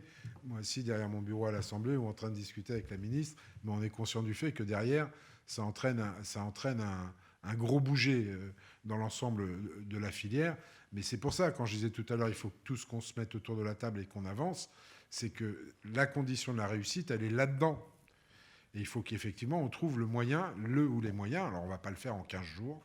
Hein, vous avez quelques années devant vous. Mais il faut qu'on avance là-dessus pour arriver à l'efficacité maximum du diagnostic, pour avoir l'efficacité maximum de la rénovation. Ce n'est pas des règlements qui vont tomber du jour au lendemain, parce que vous le savez comme moi, ils seraient inapplicables. Il y a un autre truc qui me turlupine, puisque vous êtes du bâtiment. La qualification RGE. Moi, je ne savais pas, avant d'étudier ce dossier. Il suffit d'un employé pour avoir la qualification. OK, si ce n'est pas celui qui fait votre réno, le client, il a peut-être un petit peu de mouron à se faire, non, même s'il passe. Non, mais vous voyez, il y a plein d'autres sujets à résoudre. Enfin, alors, après, j'extrapolais en disant, vous êtes là, Madame de Vinci, ou Bouygues et Vinci, finalement, il leur en faut qu'un. Vous voyez qu'il y a quelque chose qui ne va pas. Il y a quelque chose qui ne va pas. Dans les contrôles des travaux faits, on l'a vu, quelqu'un qui va faire de la pompe à chaleur, il va demander à ce qu'on contrôle la pompe à chaleur, mais il aura peut-être fait d'autres travaux de rénovation. Mais on contrôlera la pompe à chaleur, l'installation de la pompe à chaleur, pas le reste. Il y a plein de petits trucs comme ça qui sont, je sais pas, qui m'énervent un peu, moi, quand même. Voilà, parce qu'on veut de l'efficacité énergétique, il faut de l'efficacité dans la réalisation des travaux. Et c'est pour ça que moi, je mets en cause personne. Je voudrais simplement qu'on arrive tous ensemble, toutes les filières qui travaillent sur ce domaine-là, à arriver à une espèce de consensus et faire en sorte que quand l'État, parce que, excusez du peu, mais des milliards dans la rénovation, ça fait des années et des années qu'on en met.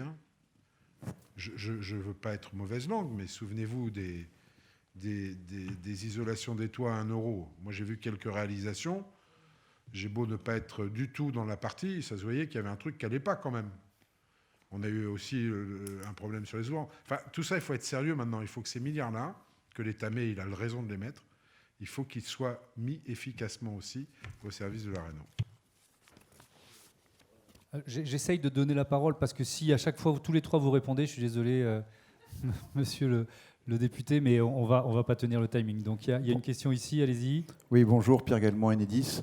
Je voulais intervenir sur Les bornes de recharge, vous avez dit, Madame la sénatrice, à juste titre qu'il fallait les accélérer et on s'y emploie, on les raccorde, hein, et pas seulement les ENR aussi. Je ne suis pas intervenu en première table ronde, mais il faut aller plus loin que le simple raccordement, qui n'est pas simple. Il faut se poser la question, 14-15 millions de véhicules électriques d'ici 2030, autant de bornes de recharge.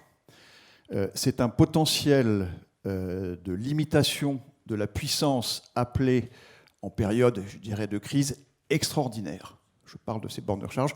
Comment est-ce que dans les années qui viennent, on va utiliser au service de la sobriété ce potentiel, je dirais, de limitation de la puissance lorsque ça sera nécessaire. Donc c'est un outil de flexibilité, c'est un outil effectivement de pilotage tarifaire qui est à la disposition des clients et de ceux qui auront une borne de recharge. Ça suppose un préalable qui est une connexion possible entre un compteur qui s'appelle le compteur Linky, qui permet de piloter les usages, et la borne de recharge. Si on rate ce rendez-vous de la connexion et donc du pilotage des usages entre les bornes de recharge et effectivement le compteur, on privera les clients, on privera la puissance publique d'un levier de flexibilité dont nous aurons besoin de plus en plus dans les années. Faisons avec les bornes de recharge ce que nous avons fait sans que personne ne se rende compte avec les ballons d'eau chaude pendant l'hiver dernier. Monsieur, vous avez raison, je vais vous donner raison 2 fois plus. Parce que dès l'an dernier, dès le précédent PLF, j'avais posé un amendement justement pour qu'on fasse de la subvention non pas aux bornes de recharge classiques qu'on met aujourd'hui et qui sont encore sous subvention à 30%, mais pour qu'on le mette aux bornes de recharge pilotables. L'an dernier, on me l'a refusé au prétexte qu'il y avait une convention qui courait sur ces bornes de recharge classiques jusqu'à fin 2024, jusqu'à fin 2023. J'ai reposé donc pour le prochain budget et on me l'a à nouveau refusé, mais parce que ça doit être une question de 49.3 ou je sais pas quoi. Mais voilà. Donc, oui, soutenu par Jean-Louis. Vous avez raison. Si on ne met pas en place des bornes de recharge pilotables, on va juste à la catastrophe. Donc, je vous donne 100% raison. Vous pouvez compter sur moi pour appuyer tous les ans, jusqu'à ce qu'il craque, ce dispositif. On privilégie les questions. Allez-y. Bonjour à tous, Xavier Boulet, Volkswagen Group France pour les affaires publiques. Le président de la République a annoncé 300 000 bornes ou 400 000 bornes à peu près à l'horizon 2030. Génial. On a mis 15 ans à mettre les 100 000 premières. Il nous reste 6 ans. Ma question est, quel levier mettons en place pour que ces bornes voient le jour ? Quand on connaît les temps de réaction entre le moment où la décision est prise et le moment où la borne voit le jour, déjà, ça pose question. Deuxième élément, je voudrais rebondir sur ce que vous disiez à propos des entreprises. Sachez qu'avec mon collègue Luchausson, qui a dû s'absenter, on parcourt la France entière et on va voir un certain nombre d'entreprises qui accueillent des véhicules électriques et beaucoup d'entre elles jouent le jeu en ayant compris que leurs salariés vont venir se charger pendant la journée et rentreront chez eux avec une voiture qui sera au minimum à 80%, donc tout va bien. Dans la vraie question, c'est sur les raisons secondaires. Alors je souscris à ce que disait notre ami de chez Vinci. Effectivement, les autoroutes aujourd'hui, elles sont plutôt pourvues, elles vont devoir être encore plus pourvues, bien évidemment. Là où c'est beaucoup plus gênant, c'est sur les réseaux secondaires, notamment avec un certain nombre de collectivités qui ne font pas l'attrait des grands opérateurs de bornes. En clair, lorsque une collectivité décide qu'elle va implanter des bornes sur son territoire, elle fait appel à un certain nombre d'opérateurs qui vont faire tourner des algorithmes et qui vont décider que telle collectivité est bankable lorsque d'autres ne le sont pas. Alors, c'est très bien, sauf qu'un certain nombre de collectivités ont quand même des usagers du véhicule électrique. Comment fait-on pour les aider, sachant que d'un point de vue investissement, elles sont à l'os ? Ce n'est pas à vous, Madame la sénatrice, que je vais l'apprendre, et qu'en clair, il faut trouver le levier qui va leur permettre de s'équiper. Il en va vraiment du développement du véhicule électrique en France. Merci. Est-ce que, pardon, allez-y. Juste, je voudrais dire sur ce sujet, effectivement, mais n'oublions pas qu'il y a des autorités organisatrices de la distribution d'électricité en France. Il y a des syndicats d'énergie qui distribuent, qui sont autorités concédantes pour la distribution d'énergie. Et dans beaucoup de départements de France, j'en connais beaucoup, de départements de France, qui aident les collectivités territoriales sur la partie technique, financière, etc., pour l'implantation de ces bornes. Voilà. C'est la réalité de la France. Voilà. Ils ne font que de l'amorçage. C'est ce que je vous disais, je le répète pour que tout le monde l'entende. Bonjour, Nicolas Cascarino, Promotech Service, donc certificateur d'ouvrage dans le bâtiment et principalement le résidentiel. J'avais une question, on parlait de simplification des process pour accompagner les rénovations. Il y a l'arrêté sur le label bâtiment basse consommation qui est paru début octobre. Et je voulais savoir s'il y avait une articulation qui se préparait avec MaPrimeRénov'.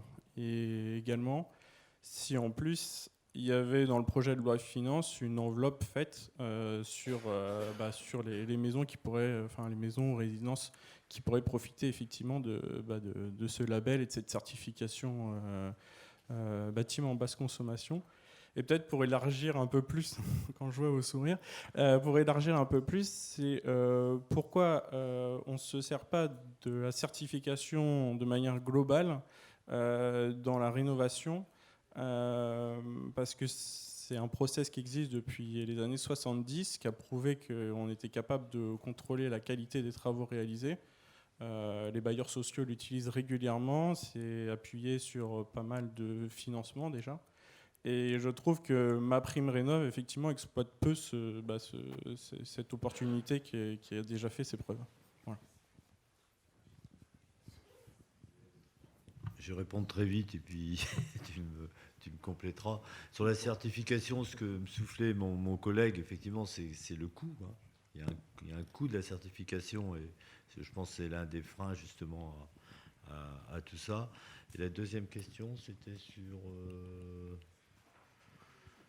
le label BBC, et puis sur les questions budgétaires. Alors, sur les questions budgétaires, là je vais être assez désagréable avec toi. En tant que rapporteur du budget, on a un problème parce qu'il y a eu des annonces suite aux modifications de MaPrimeRénov'. Il y a eu le pilier, je disais, efficacité et rénovation. Et quand il y a eu une annonce de fait, notamment de 1,6 milliard supplémentaire pour MaPrimeRénov', parce qu'il y a censé avoir beaucoup plus de travaux engagés. Hein. Je rappelle l'objectif, on passe de 70 000 à un objectif de 200 000 rénovations globales, donc c'est pas rien, donc il faut des budgets supplémentaires, sauf qu'on ne les retrouve pas complètement dans le budget. On en retrouve dans la mission cohésion des territoires, on retrouve un petit morceau dans le plan de relance, on en retrouve un petit morceau dans le budget écologie, ce qui paraît normal, mais il manque 700 millions. Alors on nous a dit que c'était les recettes du carbone, les recettes carbone qui revenaient à l'ANA pour 700 millions, sauf que ce n'est pas des budgets supplémentaires, c'est ce qu'il y avait déjà inscrit dans le budget l'année dernière, donc on a un petit souci quand même par rapport à ça. Bon, maintenant, les moyens, ça dépend aussi de l'enclenchement, comment ça va se faire. Hein. Apparemment, il reste un peu de trésorerie à l'ANA, donc il devrait pouvoir répondre correctement aux différentes demandes de subventions. Et je voudrais répondre un petit peu, monsieur, pour le problème des trésoreries des entreprises, parce que c'est un vrai sujet. Moi, je l'ai sur mon territoire. Ce qui se passe, hein, c'est que le marché, je le disais tout à l'heure, il est quand même très insécure. Et le particulier, le résidentiel chez nous, il passe quelquefois avec l'entreprise de proximité parce qu'il la connaît bien, parce qu'il a confiance tout simplement. Sauf que maintenant, la MaPrimeRénov', il y a une volonté de massification, mais on passe par des plateformes nationales. C'est plus l'ANA locale qui gère en fin de compte le dossier. Donc quand il y a un problème, quand il y a un souci, alors soit dans les délais, soit dans l'attribution de l'aide, effectivement, ça se reporte sur la facture du client à qui on a promis en fin de compte une subvention. C'est souvent l'entreprise qui le promet et qui se met en situation délicate. Soit elle a un problème de trésorerie parce qu'elle fait l'avance en fin de compte pour son client, parce qu'elle lui a promis, parce qu'elle était dans cette relation de confiance. Donc c'est un vrai souci. Et moi j'ai été saisi par un organisme qui accompagne les entreprises en disant là il y a un vrai souci de trésorerie. C'est quand même embêtant. Allez, encore 2 questions. Madame, vous étiez levée, donc je vous redonne la parole. Donc, bonjour, Valentine Agile du Rideau des Coins. Je voulais revenir sur les véhicules électriques. On a beaucoup parlé là, de véhicules légers. En ce qui concerne le fret, alors la décarbonation du fret passera certainement en partie par l'hydrogène, en partie par des fuels alternatifs, également par l'électrification. Et toutes les études de la DGITM montrent qu'il faut impérativement associer de la recharge dynamique sur route à la recharge uniquement par batterie. Alors là, j'ai 2 questions. En fait, ne faudrait-il pas, sur ce sujet-là, y avoir une approche européenne permettant l'interopérabilité aux frontières du fret? Or, ce n'est pas forcément exactement ce qu'on voit. On voit des tests aujourd'hui en France. Il y a eu des tests en Allemagne, il y en a d'autres en Suède, quelques initiatives en Italie, mais je ne vois pas véritablement de coordination. Et par ailleurs, on comprend que l'État attend beaucoup du privé sur ce sujet-là. Or, pour initier... le fret, il y a à peu près... J'ai des chiffres allemands, je n'ai pas les chiffres français, je suis désolée, mais il y a 2% des émissions qui sont... 80% des émissions qui sont réalisées sur 2% des trajets. Je pense qu'en France, je n'ai pas trouvé d'études ou de chiffres équivalents, mais je pense qu'on doit être sur des rapports, en tout cas, du même ordre. Ce qui veut dire qu'on n'a pas besoin... finalement de mettre des infrastructures de recharge dynamique sur la totalité du réseau, mais sur des parties finalement bien choisies. Et là-dessus, ne faudrait-il pas y avoir quand même un engagement très fort de l'État qui permettrait de développer ce type de solutions sans attendre uniquement des systèmes d'engagement du privé? Bruno Millienne là-dessus. Parce que tout à l'heure, vous nous disiez que les camions rouleront encore au diesel dans... Oui. Beaucoup de questions. Vous avez posé beaucoup de questions. D'abord, oui, évidemment, il faut que l'Europe, sur demain, la route intelligente, puisque c'est comme ça qu'on l'appelle, il y a des expériences qui sont menées à droite à gauche, et évidemment, les véhicules, il faudra qu'ils puissent se recharger en roulant. Bon, donc ça, il faut effectivement qu'il y ait quelque chose au niveau européen, qu'on ait une intermodalité d'un pays à l'autre. Sinon, ça ne va pas fonctionner. Vous n'allez pas changer de voiture quand vous passez la frontière italienne. Ça, c'est le premier point. Deuxième point... les dernières discussions que j'ai pu avoir, en tout cas avec les gens de la logistique et des transports, comme aujourd'hui, on est incapable de leur dire très exactement quelle est l'énergie, en fait, qu'ils vont pouvoir utiliser demain, même si on imagine bien que hydrogène et électrique, ça sera à terme la solution. Encore qu'on peut se poser la question. Demain, mes collègues sur la table ronde précédente parlaient d'AMR, de XMR, de petits réacteurs nucléaires. Si la technologie fonctionne, et il y a des sociétés en France qui avancent vite, ça va nous permettre de produire aussi de l'énergie hors centrale nucléaire qui pourra être utilisée peut-être pour les e-fuels, etc. Donc on ne sait pas trop aujourd'hui exactement où on va. Pareil, on parlait de biomasse tout à l'heure. Oui, il faut réserver la biomasse sur certaines choses, et très certainement à l'aérien, mais en attendant qu'on ait toutes les solutions... En gros, les innovations vont très vite et c'est compliqué de faire des pronostics absolument certains. Donc c'est pour ça que moi je suis plutôt du style ne nous privons de rien pour l'instant. Les technologies vont aller plus vite que ce qu'on peut légiférer de toute façon. Donc c'est bien comme ça, ça ira très bien. Donc oui, et pour en revenir aux transporteurs routiers, en attendant d'avoir une idée très précise de l'énergie qu'ils utiliseront demain, tout le monde est à peu près tombé d'accord sur le fait qu'il faut choisir l'énergie en fonction de l'usage. Si votre flotte de véhicules va tourner tous les jours dans un rayon de 200 km, il est quasi évident que vous pouvez prendre de l'électrique avec des bornes de recharge à votre entrepôt et tout ça. Bon, ça coûte un peu d'argent quand même, il faut les aider, notamment en termes peut-être de suramortissement. Si vous faites du trajet long, là, il y a encore plusieurs solutions qui s'ouvrent à vous. Mais voilà, plutôt que de réfléchir, pour l'instant, tant qu'on n'est pas sûr, en type d'énergie assurée, voyons l'usage qu'on fait des transports. Et le dernier kilomètre, parce que vous en parliez un petit peu, là, il y a un truc qui est absolument extraordinaire, que ce soit France Logistique, que ce soit la Confédération Générale des Grossistes, ils travaillent très bien avec les élus locaux pour définir justement quelles vont être les logistiques appliquées territoire par territoire, chacun avec leurs problématiques, et ils arrivent très bien à trouver des solutions. Et là, je préférais que l'État ne s'en mêle pas. Je vous donne la parole oui. devant. Je suis Gabrielle Gauthier, je suis responsable des affaires européennes pour le groupe Total Énergie. Donc je ne peux que souscrire à ce que disait ma collègue Isabelle sur le besoin pour des bornes électriques massifs. En fait, ce dont nous discutons là, depuis, c'est ni plus ni moins que l'électrification, la réélectrification de territoire. C'est massif. Ça va prendre, les chiffres d'investissement nécessaires sont vertigineux, tant en termes de bornes de recharge que de réseaux. Et en fait, ce n'est pas tant en tant que Total Énergie qui intervient, mais j'ai autrefois dirigé les investissements de la Caisse des dépôts et dans les télécoms. Et ça me rappelle quand même, je pense qu'il y a un besoin d'implication des collectivités locales, de dialogue accru, assez fin, entre les acteurs économiques et qui a besoin de schémas d'implantation à la fois des réseaux, parce qu'ils ont été construits, les réseaux, pour aller vers les résidences et les implantations d'entreprises. Aujourd'hui, ils doivent raccorder des fermes solaires, peut-être massifs, doivent-ils raccrocher, ou des fermes éoliennes. Ils doivent également raccorder massivement des bornes de recharge électrique. Il y a un besoin c'est pas du tout la même planification. Ils doivent être, pour éviter de surinvestir, être intelligents, c'est-à-dire avoir cette demand response. Et donc, dans les télécoms, nous avons construit ce qui était des délégations de services publics pour accélérer la fibre optique au dernier kilomètre, etc. Ça me rappelle un tout petit peu les mêmes. Il n'y a pas d'argent public. Les acteurs, il n'y aura pas suffisamment.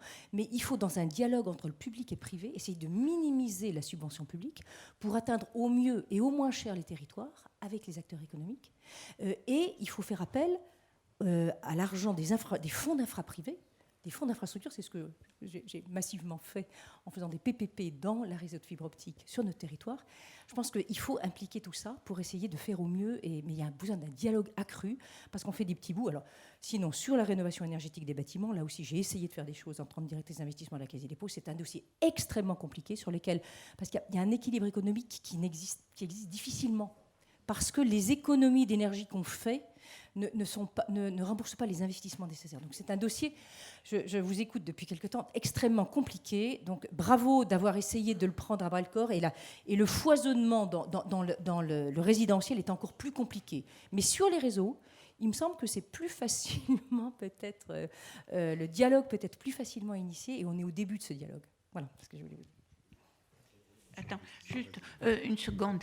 Il faut savoir quand même que dans beaucoup de départements de France, à l'initiative du département, il y a un plan départemental d'implantation des bornes.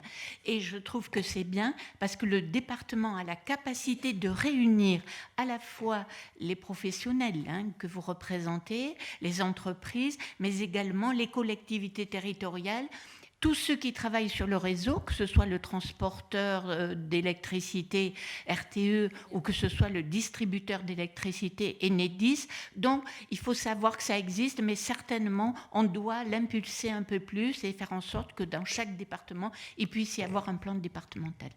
Et avoir peut-être un plan de financement. Et madame, pour la rénovation, vous avez raison. On parle trop en termes de retour sur investissement.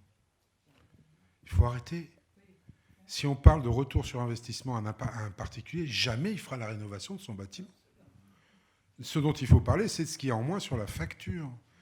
Et après, sur les mécanismes qu'on met en place, qu'on généralise l'emprunt à mutation. Enfin, que le remboursement final de ce qu'on a emprunté, ça se passe au moment de la mutation du bâtiment. Mais si on ne parle que de retour sur investissement, personne ne le fera. Enfin, quelqu'un qui n'a déjà pas d'argent, on lui dit votre retour sur investissement, c'est 15 ou 17 ans. Ce n'est pas la même chose. Si vous ne parlez pas de retour sur investissement, si vous lui parlez simplement de la baisse de sa facture énergétique à la fin de tous les mois, parce que le remboursement, il le fera à droit de mutation, ça change tout. L'investissement de ses parts, c'est un prêt c'est une avance à mutation. Non mais attendez. T'es un peu sérieux et responsable. L'argent, il est quand même bien dépensé au départ. Mais bien, que ce soit par l'État ou par on avait même particulier. proposé, je vais vous dire, on a même proposé un truc aux banques dont elles ne veulent pas. C'est que le crédit que vous faites pour rénover votre bâtiment, plutôt qu'il soit sur la tête d'un propriétaire, il soit sur la tête de plusieurs propriétaires, il soit sur le bâti. Et pas pour celui qui l'habite, en fait, même s'il est propriétaire. Et qu'à chaque droit de mutation, eh bien, le propriétaire suivant ou les héritiers décident ou non de solder le crédit. Il faut trouver un moyen de financer. Les gens le feront si leur facture d'électricité baisse, ou en tout cas, si le delta entre la baisse de la facture d'électricité, c'est plus important que ce qu'ils ont à rembourser. Même si c'est Vous appelez 10 ça- euros. Vous appelez c'est peut-être un gros mot, mais c'est un retour sur investissement. Oui, Mais d'accord. parce qu'on n'aime pas parler d'argent en français. Non, mais c'est pas ça. Il faut être un peu pédagogue quand même. Non, mais on a fait le test. Honnêtement, on a fait le test. Vous dites à quelqu'un, voilà, vous allez investir Je sur... le fais tous les jours, le test. Donc, oui, c'est ce mais que c'est. nous aussi, pour nos enquêtes, sur des gens lambda, hein, dans des petits villages, on a fait le test. Ça va vous coûter tant. Vous aurez eu votre retour sur investissement au bout de 15 ans.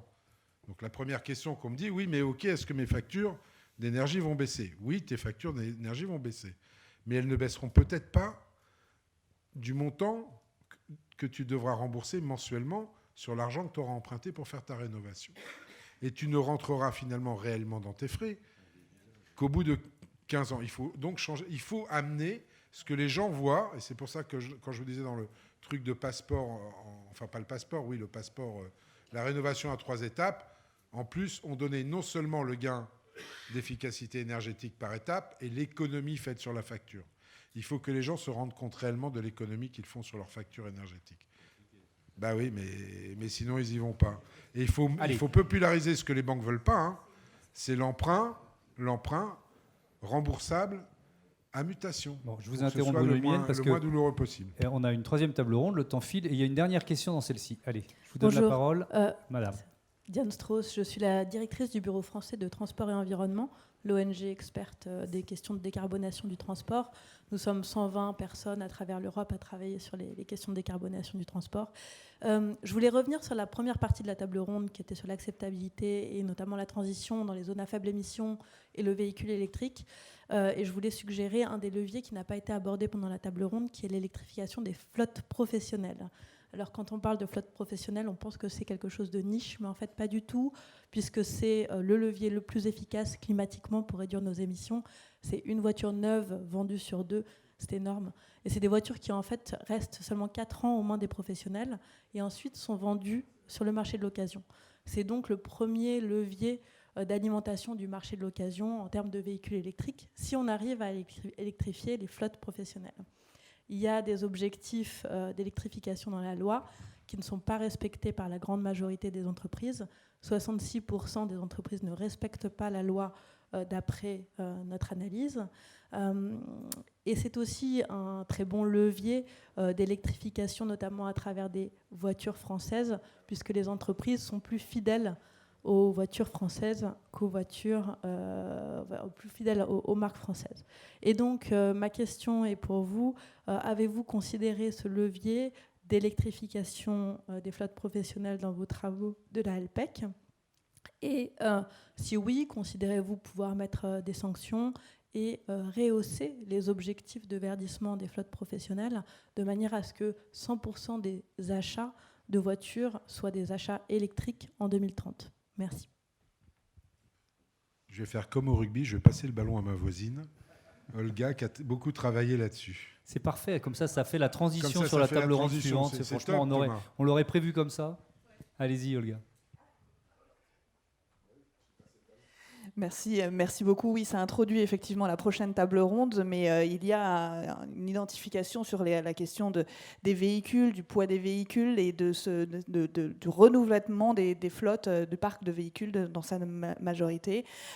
Donc c'est quelque chose qu'on regarde de très près. Au moment du budget, il y a eu une volonté de de mettre aussi sur l'électrique le bonus-malus sur le poids des véhicules aussi à 1,6 tonne. Pour l'instant, ça a été retiré parce qu'on a une volonté de ne pas forcément trop entraver l'électrification des véhicules, mais je crois qu'il va falloir appliquer aussi toutes ces bonnes résolutions sur les véhicules électriques et amener cette transition du parc. On va pouvoir en reparler. Merci. On va en reparler dans la table ronde suivante. Merci beaucoup, merci à tous les trois d'avoir participé à cette table ronde.